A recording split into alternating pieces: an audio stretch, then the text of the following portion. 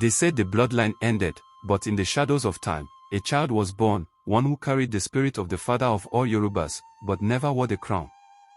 This is not just a story. This is a warning. The heir lives, and his destiny is not done. Centuries ago, long after the passing of Odùduwà, the revered progenitor of the Yoruba people, his kingdom had split into powerful city-states, Ife, Oyo, Ije with Grave, Ekiti, and more. Each king, or Oba, claimed divine connection to Odùduwà's bloodline. But none could explain what happened to the first crown, the sacred Etluwa, a spiritual object said to grant divine legitimacy to any ruler who wore it. Unknown to many, the crown had not been lost in battle or stolen by raiders. It was hidden by Odùduwà himself. He foresaw a time when Yorubaland would fall into chaos, kings hungry for power, forgetting the spirit of unity. He passed the true crown to a child born of his secret union with a woman from the deep forest clans. That child, the crownless heir, was whisked away into secrecy, to a remote village that didn't exist on maps. His name was Arimo Tubiola. Hundreds of years later, in the bustling town of Ilology, an old Babalawo named Baba Fatikon began having recurring dreams. In his dreams, a fire swallowed all the Yoruba kingdoms, and only one young man stood untouched, wearing a glowing crown with a serpent carved into its base. Baba Fatikon searched for answers in ancient Ifa verses and oral history chants from dying elders. The signs all pointed to one truth. The heir walks among us, and he does not know who he is. With nothing but riddles, he set out across Yorubaland, from Ijebu to Ile-Ife, and down to Akure, in search of the crownless heir. In the quiet hills of Araromi, a boy named Toby was known for his strange dreams and his gift of interpreting ancient Yoruba proverbs. Even the elders didn't understand how he knew them. He had never met his father. His mother, Adoronk, often whispered to him at night, "There is royalty in your blood. One day, they will come for you.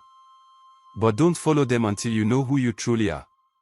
When he turned 21, a strange event occurred.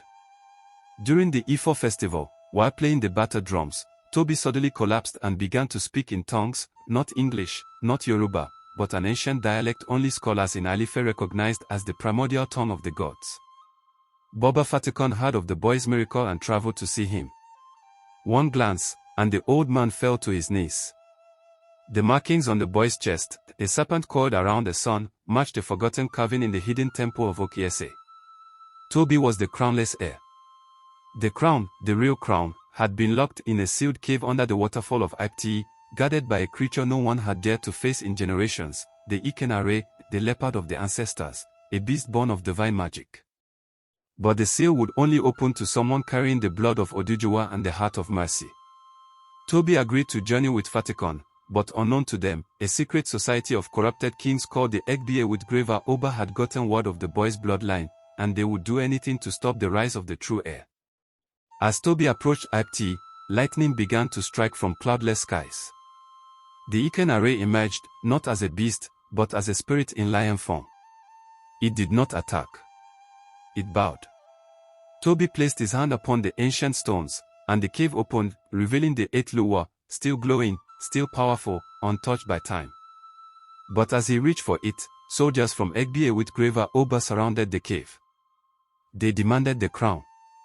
Toby turned and asked, "If I take this crown, will I become a king like you? Or a servant of the people?" They laughed. That was their mistake. The moment Toby touched the crown, winds howled, and ancestral voices echoed from the rocks. The corrupt soldiers froze in fear. The spirits of ancient Yoruba kings appeared behind Toby, Odùduwà, Sango, Oramian, and Moemi. They had returned to crown the true heir. Toby did not become king of a palace. He became a king of truth. He traveled across Yorubaland, not to rule, but to heal the broken kingdoms, restoring shrines, settling old feuds, and teaching forgotten truths buried by politics. The Obas of many towns bowed to his wisdom. Not because he wore a crown, but because he earned it. Sometimes the greatest kings are not the ones seated on thrones, but those who carry the spirit of a people in their hearts.